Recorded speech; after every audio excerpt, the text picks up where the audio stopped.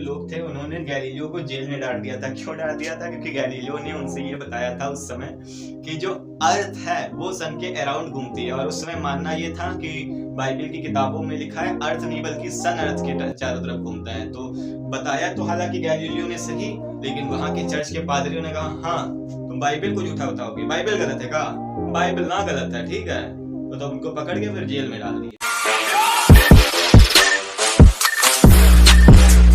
Hello दोस्तों, तो एक बार आपका फिर से स्वागत है अपने खूबसूरत से चैनल पे। तो आज हम चर्चा करने वाले हैं बेसिक फिजिक्स के नेक्स्ट वीडियो की, जिसमें हम देख रहे होंगे मोशन के हर एक टॉपिक को ऊपर ऊपर से। तो चलिए स्टार्ट करते हैं। स्टार्ट करने से पहले हम देख लेते हैं कि आज की वीडियो में हम क्या क्या सीखेंगे। आज की वीडियो में हम सीखेंगे स्केलर और वेक्टर क्वांटिटीज क्या होती हैं और उनके कुछ एग्जांपल्स भी सीखेंगे। और उसके बाद डिस्टेंस, डिस्प्लेसमेंट, स्पीड और वेलोसिटी क्या होता है। उसके बाद एक्सेलरेशन क्या होता है। फिर नेक्स्ट है हमारा लीनियर मोशन, हम पढ़ रहे होंगे क्या होता है। उसके बाद प्रोजेक्टाइल मोशन क्या होता है और सर्कुलर मोशन क्या होता है। फिर हम पढ़ेंगे बहुत ही इंपॉर्टेंट चीज न्यूटन्स लॉ ऑफ मोशंस, और उसके बाद फोर्स पढ़ेंगे और देन टॉर्क पढ़ेंगे। बस जिसके बाद जो मोशन चैप्टर का बेसिक है वो हमारा कवर हो जाएगा। तो आसपास की जितनी झंझट रुकावटें हैं उनको बंद करिए और कॉपी और पेन निकाल लीजिए और अपने नोट्स बनाना स्टार्ट करिए। तो चलिए स्टार्ट करते हैं। तो सबसे पहले हमारे पास है स्केलर और वेक्टर क्वांटिटी। तो देखिए स्केलर और वेक्टर क्वांटिटी होती क्या है। स्केलर मतलब कि वो क्वांटिटीज होती हैं जिसमें केवल मैग्नीट्यूड होता है लेकिन डायरेक्शंस नहीं होती हैं। मैग्नीट्यूड होता है लेकिन डायरेक्शन नहीं होते। एग्जांपल के लिए हो गया हमारे पास मास और दूसरा हो गया हमारे पास करंट। तो ऐसे ही बहुत सारी हैं हमारे पास क्वांटिटीज जिनकी जो है मैग्नीट्यूड होता है लेकिन डायरेक्शन नहीं होती हैं, उनको हम स्केलर क्वांटिटी कहते हैं। फिर उसके बाद आता है हमारा वेक्टर क्वांटिटी। तो देखिए वेक्टर क्वांटिटी सिंपली वो होती हैं जिसमें मैग्नीट्यूड के साथ साथ क्या हो, मैग्नीट्यूड भी और उसके साथ साथ क्या हो, डायरेक्शन भी हो, यानी कि मैग्नीट्यूड प्लस डायरेक्शन दोनों चीज हो। तो ऐसी क्वांटिटीज को हम कह देते हैं क्या, वेक्टर क्वांटिटीज। एग्जांपल के लिए हमारे पास हो जाएगा फोर्स, वेलोसिटी और वर्क, ऐसे ही बहुत सारे हैं, ठीक है। तो देख लीजिए इतने दो एग्जांपल लिखे दे रहे हैं। अब स्केलर में क्या होता है, केवल मैग्नीट्यूड होता है। तो डिफरेंस बहुत इजी है समझना। देखिए स्केलर में आपको दिख रहा होगा कि केवल मैग्नीट्यूड है और वेक्टर में वही दोनों चीजें हैं, ठीक है। तो फिर उसके बाद हम देखते हैं डिस्टेंस, डिस्प्लेसमेंट, स्पीड और वेलोसिटी को टर्म वाइज समझ लेते हैं। तो डिस्टेंस और डिस्प्लेसमेंट को हम एक साथ ले रहे होंगे क्योंकि ये दोनों चीजें लगभग मिलती जुलती हैं, ठीक है। डिस्टेंस और डिस्प्लेसमेंट कोई बड़ा अंतर नहीं है दोनों चीजों में, ठीक। तो चलिए हम डिस्टेंस और डिस्प्लेसमेंट अब समझते हैं कि आखिर होता क्या है, ठीक है। तो देखिए डिस्टेंस आपने सुना तो होगा ही कि यहाँ से वहां तक इतनी दूरी है। तो ऐसा ही होता है कुछ। डिस्टेंस क्या होती है, डिस्टेंस होती है एक पोजीशन से दूसरी पोजीशन तक जितनी हमने दूरी तय की है वही होती है डिस्टेंस। समझ में आ गया? कुछ नहीं आया? अच्छा देखिए स्पीड होती है क्या हमारे पास, दूरी बटे समय होता है ना। तो मतलब कि हम एक सेकेंड में कितनी स्पीड से चले हैं और उस स्पीड में हमने बीच की जो कवर की है चीज, ये लेंथ, वही होती है डिस्टेंस, ठीक है। और डिस्टेंस जो है हमेशा पॉजिटिव होती है, याद रखिएगा। Distance always be positive. Distance कभी भी निगेटिव नहीं हो सकती, ये आपको याद रखना है, ठीक। अब बात कर लें अगर हम डिस्प्लेसमेंट की, तो क्या होगा। देखिए डिस्प्लेसमेंट जो है वो है फाइनल पोजीशन से इनिशियल पोजीशन के बीच में शॉर्टेस्ट डिस्टेंस। यानी कि हम मान लें ये एक हमारे पास हो गया ए, यहाँ से कोई इंसान चल रहा है और वो यहाँ पे आके यहाँ पे आया है। तो अगर इसकी इसकी डिस्टेंस पूछी जाएगी तो वो ये होगी, ये जो है इसकी ये हो गई डिस्टेंस। लेकिन अगर कोई पूछ ले इसी में कि डिस्प्लेसमेंट क्या है, तो डिस्प्लेसमेंट होती है shortest distance from the initial position to final position. देखिए इनिशियल पोजीशन जहां से चला था वो इंसान जो भी होगा, राम, दया, सीता, गीता, कोई भी हो, और वो उसकी फाइनल पोजीशन क्या थी, ये थी उसकी फाइनल पोजीशन। तो यानी कि यहाँ से यहाँ तक जो शॉर्टेज डिस्टेंस है वो हमारे हिसाब से ये हो जाएगी। हम यहाँ से डाल देंगे एक क्या, डायगोनल। तो ये होगा हमारा डिस्प्लेसमेंट। तो इस एग्जांपल से आपको थोड़ा थोड़ा क्लियर हो गया होगा कि डिस्प्लेसमेंट और डिस्टेंस क्या होता है। वहीं डिस्टेंस जो है वो हो जाती है स्केलर क्वांटिटी, और उसी के साथ जो ये है, ये वेक्टर क्वांटिटी के अंदर काउंट की जाती है, ठीक। फिर डिस्प्लेसमेंट जो है वो पॉजिटिव भी हो सकता है, निगेटिव भी हो सकता है और जीरो भी हो सकता है। देखिए पॉजिटिव किस केस में होगा, पॉजिटिव इस केस में मान लीजिए हो जाएगा, और अगर निगेटिव केस हमें देखना है तो हम यहाँ से चले और यहाँ तक आके फिर वापस गए, तो इस केस में निगेटिव हो जाएगा। अगर हम ए से बी पॉइंट तक चले और फिर बी पॉइंट से रिटर्न किए और सी पॉइंट तक आ गए, तो इस केस में जो हमारा डिस्प्लेसमेंट है और वो क्या हो जाएगा, डिस्प्लेसमेंट हमारा निगेटिव हो जाएगा, ठीक। और अगर बात करें हम डिस्प्लेसमेंट जीरो कब होगा, तो डिस्प्लेसमेंट जीरो जब होगा जब ए से बी तक जाते हैं और बी से ए तक फिर रिटर्न हो आते हैं, तब इस कंडीशन में हमारा जो डिस्प्लेसमेंट है वो जीरो हो जाएगा, ठीक। तो डिस्टेंस और डिस्प्लेसमेंट के बाद हमारे पास जो नेक्स्ट टर्म आती है वो होती है स्पीड। तो देखिए स्पीड क्या होती है, जनरली आपने सुना तो होगा ही कि ये मोटरसाइकिल इतनी स्पीड से चल रही है। तो स्पीड कुछ ऐसा ही होता है कि स्पीड का पहले फॉर्मूला देख लीजिए, स्पीड का फॉर्मूला होता है डिस्टेंस अपॉन टाइम। तो ये होता है स्पीड का फॉर्मूला, यानी कि हम कितने पर सेकंड कितने डिस्टेंस कवर कर रहे हैं, यही होती है स्पीड, ठीक। और स्पीड जो है ये स्केलर क्वांटिटी है, ये आपको याद रखना है। आप बस बेसिक बेसिक चीज याद रखिए, आपको भी अंदर नहीं जाना है, आपको बस अपना बेसिक कवर करना है। बेसिक कवर होने से आपका बेस स्ट्रांग होगा, पहले आप अपना बेस स्ट्रांग करिए, ठीक है। स्पीड के बाद हमारे पास आ जाता है नेक्स्ट टर्म वेलोसिटी। क्या है, तो वेलोसिटी भी कुछ स्पीड से ही मिलती जुलती है, लेकिन बस स्पीड वेलोसिटी जो है इसमें डिस्प्लेसमेंट आ जाता है, डिस्प्लेसमेंट अपॉन में क्या, टाइम। तो डिस्टेंस और डिस्प्लेसमेंट में जो डिफरेंस है थोड़ा थोड़ा, वही डिफरेंस है थोड़ा थोड़ा स्पीड और वेलोसिटी में, ठीक। तो ये जो है वेलोसिटी क्या हो जाती है, वेलोसिटी हो जाती है वेक्टर क्वांटिटी, ठीक। तो डिफरेंस आपको समझ में आ गया होगा। अब देखिए आपने डिस्टेंस समझ लिया, डिस्प्लेसमेंट समझ लिया, वेलोसिटी समझ ली। वेलोसिटी जो होती है वो क्या होती है, डिस्प्लेसमेंट कितना हो रहा है टाइम में, एक फिक्स टाइम में कितना डिस्प्लेसमेंट हो रहा है, ठीक। अब नेक्स्ट हमारे पास जो आता है टॉपिक वो है एक्सेलरेशन। तो देखिए एक्सेलरेशन क्या होता है, एक्सेलरेशन का मतलब है कोई भी चीज किस वेलोसिटी से एक्सलेट की जा रही है, यानी कि वो जैसे कि होता नहीं है गाड़ी में एक्सीलरेटर, तो धीमे तेज धीमे तेज धीमे तेज ऐसे होता है ना, तो एक्सीलरेटर कुछ एक्सेलरेशन भी उससे मिलता जुलता ही है। तो देख लीजिए एक्सेलरेशन होता है क्या, एक्सेलरेशन। एक्सेलरेशन पहली बात तो वेक्टर क्वांटिटी है, ये आपको याद रखना है, ठीक। उसके बाद जो है एक्सेलरेशन का फॉर्मूला याद रखना है, डेल्टा वी अपॉन टी। ये क्या लिख दिया सर, ये लिख दिया है हमने rate of sorry change in velocity, यानी कि final velocity minus initial velocity upon में टाइम। तो जो डेफिनेशन होती है एक हिसाब से एक्सेलरेशन की, वो यही से बन के आती है, rate of change of velocity, यानी कि वेलोसिटी में कितना चेंज हुआ है। मान लीजिए इनिशियल वेलोसिटी ये है, फाइनल वेलोसिटी ये है, ये क्या है वी इनिशियल और ये वी फाइनल, तो इसके बीच में जो रेट ऑफ चेंज है कितना चेंज हुआ है। फाइनल मान लें हम 10 था, इनिशियल हमारे पास 5 था, तो 10 माइनस 5 यानी कि चेंज आ गया 5, और कितने सेकंड में, 2 सेकंड में। तो इसका ये हो जाएगा 5.2, जब इसको हम काटेंगे तो हो जाएगा 2.5। अब इसकी यूनिट की बात हम कर लेते हैं एक्सेलरेशन की। देखिए एक्सेलरेशन की यूनिट बहुत सरल है, अगर आपको वेलोसिटी की यूनिट पता है तो आप निकाल लेंगे।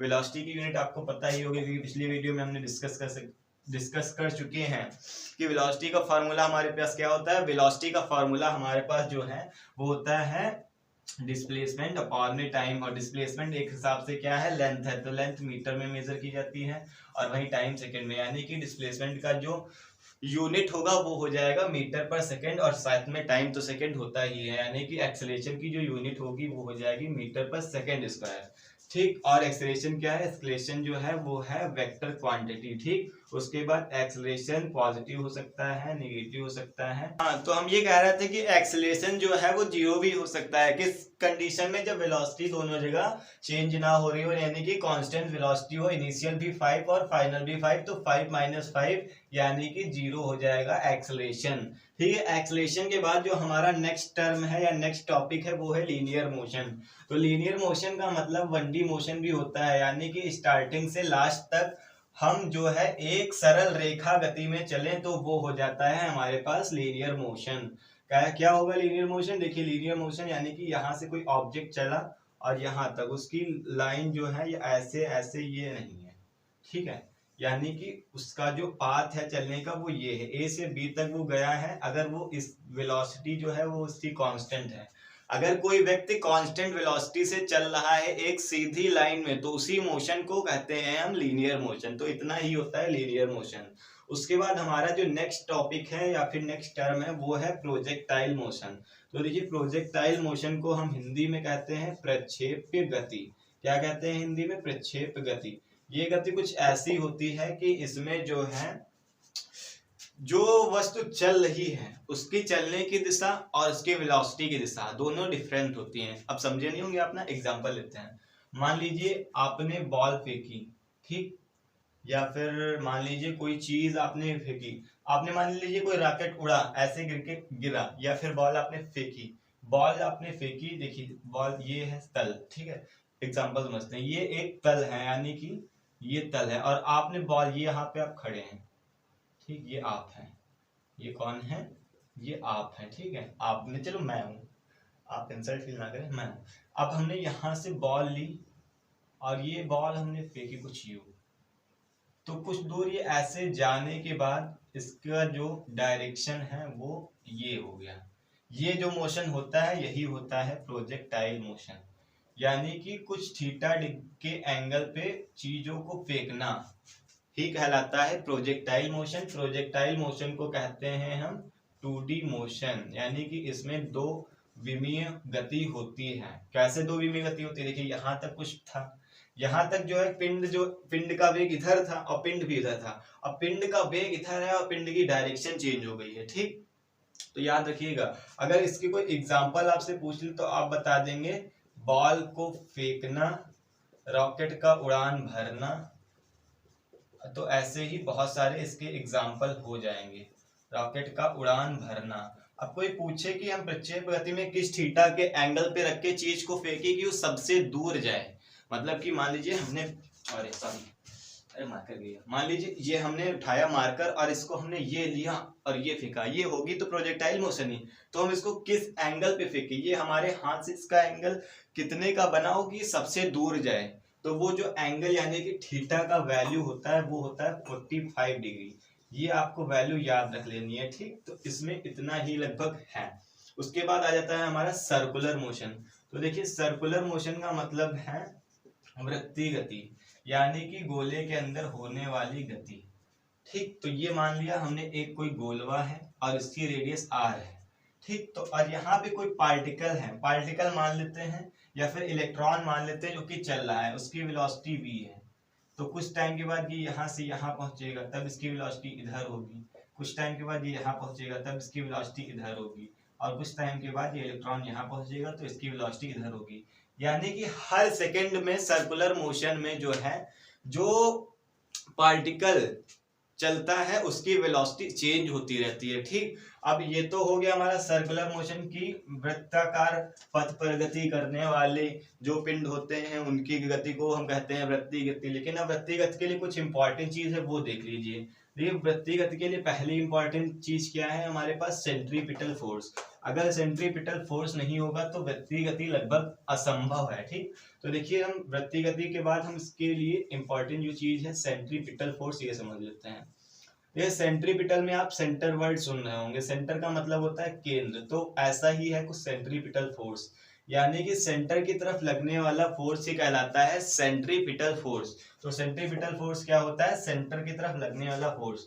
तो ये इलेक्ट्रॉन का पर जो है एक सेंटर की तरफ फोर्स लगता है उसे कहते हैं सेंट्रीपिटल फोर्स, और जो एक इसके अपोजिट साइड में फोर्स लगता है उसे हम कहते हैं नॉर्मल रिएक्शन, यानी कि प्रतिक्रिया बल, ठीक है। लोगों को लगता है कि यहाँ पे इसके अपोजिट में लगेगा वो हो जाएगा सेंट्रीफ्यूगल फोर्स, लेकिन सेंट्रीफ्यूगल फोर्स नहीं होता है, उसको लोग मान लेते हैं। वैसे भी सेंट्रीफ्यूगल फोर्स जो है वो धरती पे एग्जिस्ट नहीं करता है, किसी पिंडों में पाया नहीं जाता, इसीलिए उसको कहते हैं कि स्यूडो फोर्स, यानी कि छद्म बल।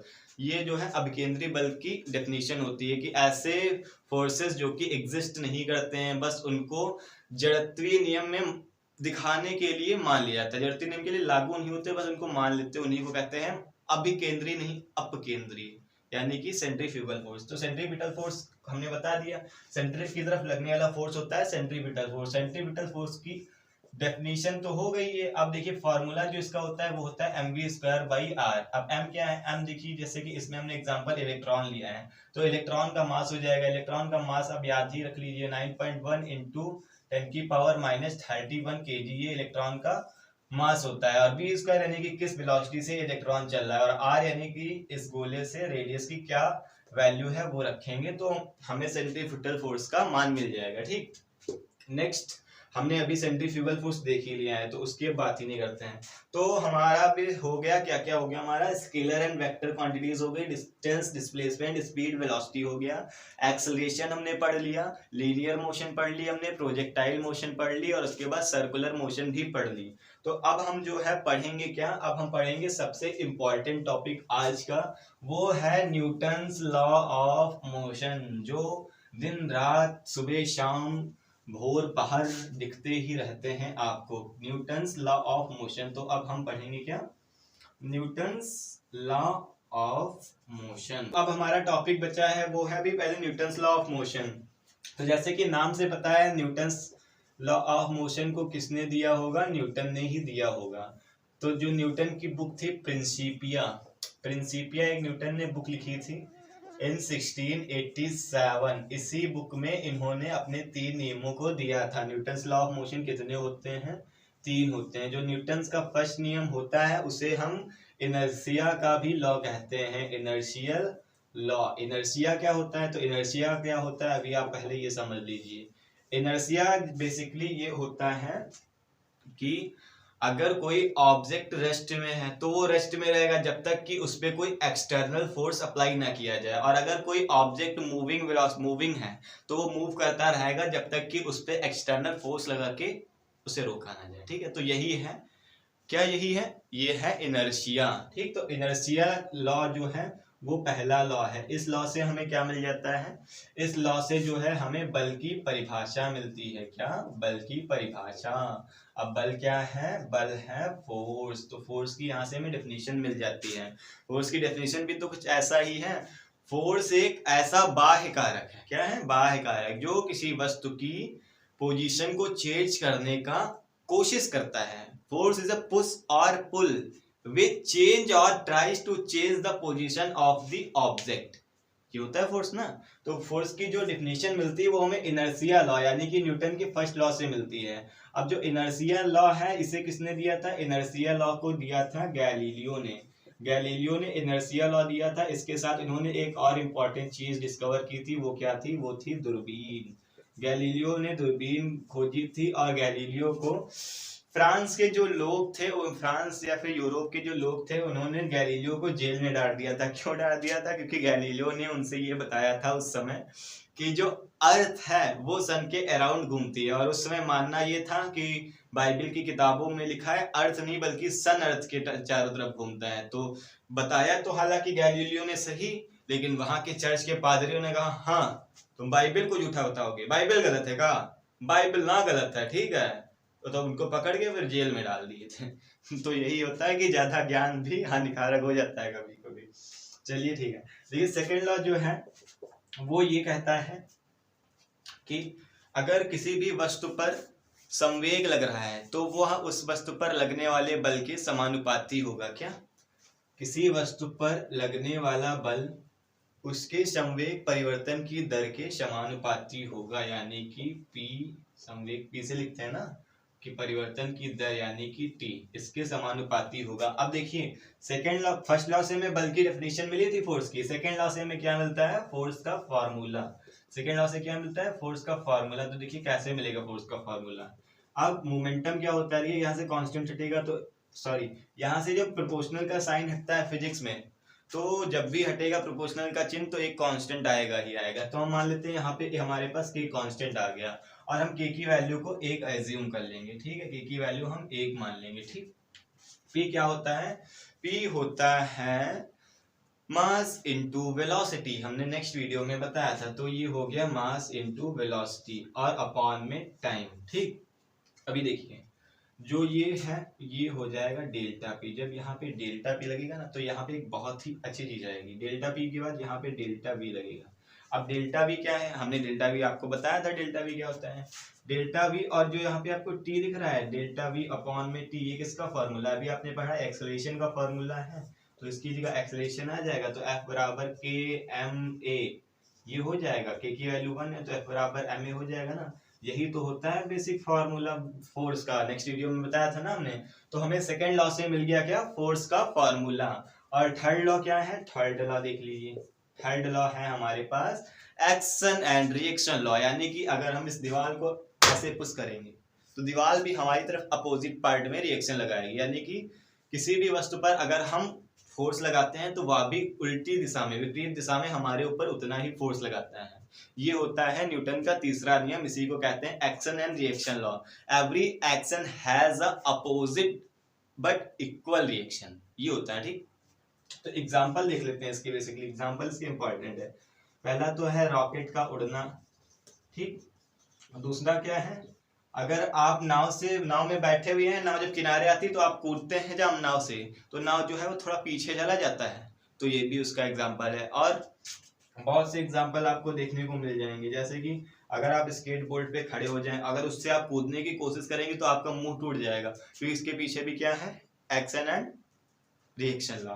फर्स्ट लॉ का एग्जांपल भी देख लेते हैं एक दो, ठीक है। जो देखिए न्यूटन का जो फर्स्ट लॉ है उसका एग्जांपल पहला तो ये है कि अगर कोई फोर व्हीलर या चार पहिया वाहन है जो कि रुका हुआ है और अगर अचानक वो चलता है तो उसमें बैठे लोग सारे पीछे गिर जाते हैं, क्यों, क्योंकि उनका जो सारा ऑब्जेक्ट जो है वो रेस्ट पोजीशन में है, और पैर वो जो है रेस्ट पोजीशन से नहीं हटेंगे क्योंकि वो उसके कांटेक्ट में है, इसलिए ऊपर वाली बॉडी पीछे हट जाती है। और इसी तरह अगर कोई बस चल रही है और अचानक उसमें ब्रेक लगा दे ड्राइवर, तो आगे की तरफ आप झुक जाते हैं, क्यों, क्योंकि देखो बस के साथ कांटेक्ट किसका है, पैर का है, तो पैर जो है उसी के साथ कांटेक्ट में है, तो उसका पोजीशन नहीं चेंज होगा। आपका जो ऊपर वाला पार्ट है, सेंटर ऑफ मास ये होता है, इसके ऊपर वाला पार्ट वो आगे झुक जाता है, इसलिए होता है, ठीक। तो ये दो इसके एग्जाम्पल हो गए बेसिकली। अब देखिए ये तीनों लॉ आपको दिन रात दिखते ही रहते हैं, इसके एग्जाम्पल जितने हम बताते हैं खत्म होने वाले नहीं है, तो आपको इतना याद रख लेना है, ठीक।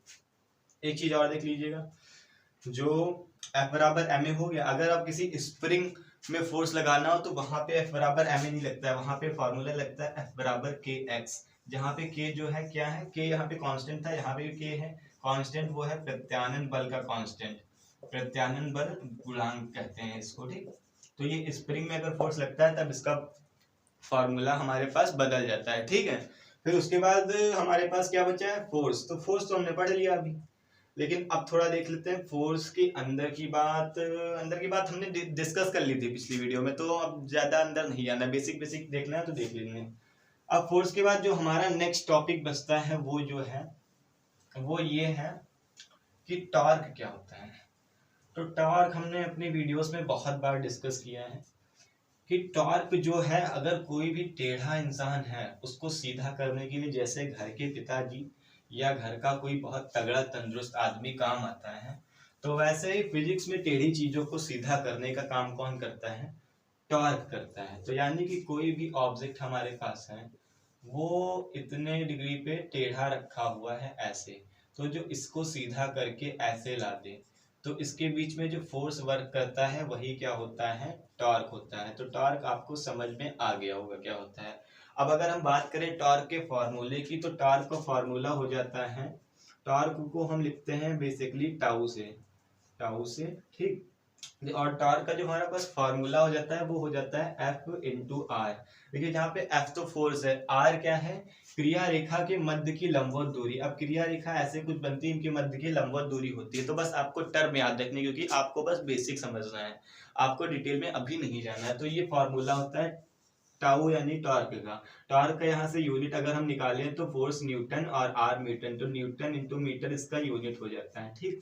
टॉर्क के साथ साथ हम एक चीज और देख लेते हैं, इम्पल्स क्या होता है। तो इम्पल्स भी एक अच्छा टॉपिक है जो कि पीछे छूट गया, बताना पहले था, तो अब देख लीजिए। इम्पल्स मतलब कि ये है, यदि किसी भी ऑब्जेक्ट पे थोड़े समय के लिए बहुत सारा बल लगा दिया जाए, यानी कि मान लीजिए 2 सेकंड के लिए जैसे बॉल हाथ में आके लगती है बहुत विस्तार से, तो अगर हम उसको पीछे ना खींचे तो हमारी चोट लगती है ना, तो वहां पे इम्पल्स होता है। यानी कि किसी भी ऑब्जेक्ट पे हम बहुत सारा बल थोड़े टाइम के लिए लगा दें तो वहां पे होता है इम्पल्स। तो इम्पल्स का फॉर्मूला होता है जो वो होता है F इंटू टी, और इसका यूनिट क्या हो जाएगा, तो इसका यूनिट हो जाएगा न्यूटन इंटू सेकेंड, ये इसका यूनिट हो जाएगा, ठीक। फिर हमारा लास्ट टॉपिक टॉर्क हो गया, फोर्स भी हमने पढ़ लिया। अब जो हमारे पास बचते हैं कुछ इंपॉर्टेंट फैक्ट्स, यानी कि कुछ ऐसे चीज जो हमें रिमेम्बर रखने ही रखने हैं, तो वो हम देखते हैं इनको इरेज करने के बाद। ठीक है, जो आज के हमारे पॉइंट होंगे वो क्या होंगे, देखिए इंपॉर्टेंट जो हमारे आज के पॉइंट होंगे वो कुछ इस टाइप से होंगे कि जो पाई है, पाई की वैल्यू के बारे में, जो पाई का वैल्यू का मान है वो सबसे पहले किसने बताया था? तो जो पाई की वैल्यू का मान है वो सबसे पहले बताया था किसने? इंडियन साइंटिस्ट थे एक, उनका नाम था, क्या नाम था उनका, आप गेस कर सकते हैं? साइंटिस्ट थे बहुत पुराने, सबसे पहले साइंटिस्ट कौन थे? आर्यभट्ट। तो इन्होंने बताया था क्या? पाई का सबसे पहले मान, और इन्होंने ही क्या की थी? शून्य की खोज। तो ये इनकी दो बहुत ही इंपॉर्टेंट डिस्कवरीज हैं। ठीक, इसके बाद हम क्या देख लेते हैं कि अगर हमें सर्कुलर मोशन करनी है तो हमें किन किन चीजों की जरूरत होगी? सर्कुलर मोशन के लिए हमें जरूरत होगी सबसे पहले सेंट्रीपिटल फोर्स की, और इसके अपोजिट में लगने वाले सेंट्रीफ्यूगल या फिर कह सकते हैं नॉर्मल रिएक्शन फोर्स की। तो ये हो गया हमारा दूसरा। और अगर हम बात कर लें, फोर्स हमने पढ़ा लेकिन फोर्स के हमने टाइप नहीं पढ़े, तो टाइप देख लेते हैं। फोर्स के टाइप सिंपली कांटेक्ट फोर्स और नॉन कांटेक्ट फोर्स दो होता है। कांटेक्ट यानी कि जहां हमें टच करके फोर्स लगाना पड़े वो कांटेक्ट फोर्स हो जाएगा, और नॉन कांटेक्ट फोर्स ऐसे होते हैं जिनके हम संपर्क में नहीं है तब भी वो हमारे ऊपर लग रहे हैं। जैसे कि क्या हो गया? जैसे कि ग्रेविटेशन फोर्स हो जाता है, जैसे कि जो चार्ज होता है इलेक्ट्रोस्टैटिक फोर्स हो जाता है, और अगर कांटेक्ट की बात करें तो फ्रिक्शन, जब हम कोई भी चीज सतह, पृथ्वी की सतह से लग के चलती है तो फ्रिक्शन जो है उसका अपोज करता है, इसीलिए हमारी एनर्जी वेस्ट होती है, इसलिए हमें चलने में अपनी थोड़ी एनर्जी खर्च करनी पड़ती है। तो देखिए हम लिख रहे हैं कांटेक्ट फोर्स और नॉन कांटेक्ट फोर्स के कुछ दो एग्जांपल। कांटेक्ट फोर्स का जो दो एग्जांपल हो जाएगा वो हो जाएगा फ्रिक्शन फोर्स, और एक हो जाएगा मस्कुलर फोर्स। तो ये दोनों हो गए हमारे क्या? कांटेक्ट फोर्स के एग्जांपल। और बात करें अगर हम नॉन कांटेक्ट फोर्स के दो एग्जांपल की, तो नॉन कांटेक्ट फोर्स दो कौन से हो जाएंगे? नॉन कांटेक्ट फोर्स हमारे पास दो हो जाएंगे, पहला ग्रेविटेशन फोर्स और दूसरा हो जाएगा हमारे पास इलेक्ट्रोस्टैटिक। तो ये दो हो गए हमारे पास नॉन कांटेक्ट फोर्स। अब इसके बाद हमने एक और चीज की बात छूट गई है, वो अब बता दे रहे हैं कि जो है एंगुलर वेलोसिटी क्या होती है। एंगुलर वेलोसिटी जो है, एंगुलर वेलोसिटी की नीड हमें पड़ती है सर्कुलर मोशन में। तो जो रेडियस से दूरी होती है एक कोने तक, यहाँ से लगा के यहाँ तक दूरी, और यहाँ से लगा के यहाँ तक दूरी में उसने जितना तय किया है t समय में, जितना भी डिस्टेंस कवर किया है, वही होती है एंगुलर वेलोसिटी। तो सिंपली आपको एंगुलर वेलोसिटी का फॉर्मूला याद रख लेना है। जो जो छूट गए पॉइंट वो यहाँ कवर होते हैं हमारे। एंगुलर वेलोसिटी का जो फॉर्मूला होता है वो होता है थीटा अपॉन में टी। थीटा क्या है? थीटा एंगल है, कहाँ से कहाँ से तक? रेडियस से एक कोने पर लंबवत दूरी के बीच में, जो थीटा अपॉन टी है, टाइम हो गया टी। और हमारा कुछ और बच रहा है, हमारे बचे हुए हैं वो पॉइंट हमारे क्या हैं? वो हमारे पॉइंट हैं कि स्टेबल इक्विलिब्रियम क्या होता है, और दूसरा है अनस्टेबल इक्विलिब्रियम क्या होता है? क्या? इक्विलिब्रियम। तो स्टेबल का मतलब ये है कि कोई भी ऑब्जेक्ट जो है अगर स्टेबल कंडीशन में है तो उसको, उसकी पोजीशन अगर आप चेंज कर दें, मान लीजिए ये ऑब्जेक्ट है जो कि स्टेबल है, तो इसकी पोजीशन हमने यहाँ कर दी, तो जैसे ही हम इसको छोड़ेंगे ये फिर से इसी पोजीशन पे आ जाएगा। तो ये होता है स्टेबल इक्विलिब्रियम। और अगर अनस्टेबल की बात करें, तो अगर हमने अनस्टेबल की बात की तो ये एक अनस्टेबल कंडीशन में अगर ऑब्जेक्ट है तो इसको हटा के हमने यहाँ कर दिया, तो यही ये क्या हो जाएगा? स्थिर हो जाएगा, यहाँ से नहीं हटेगा। तो ये हो गया हमारा अनइक्विलिब्रियम। ठीक, तो आज की वीडियो में बस इतना ही। आप इसको तैयार कर लीजिए, आपके बहुत ही काम आने वाला है, आपको बनाने वाला है ये फिजिक्स में माहिर। फिजिक्स में रुचि लाने के लिए आपको फिजिक्स का बेसिक क्लियर होना चाहिए। तो पढ़ते रहिए, मौज मस्ती करते रहिए। तब तक के लिए टाटा, ओके, गुड बाय।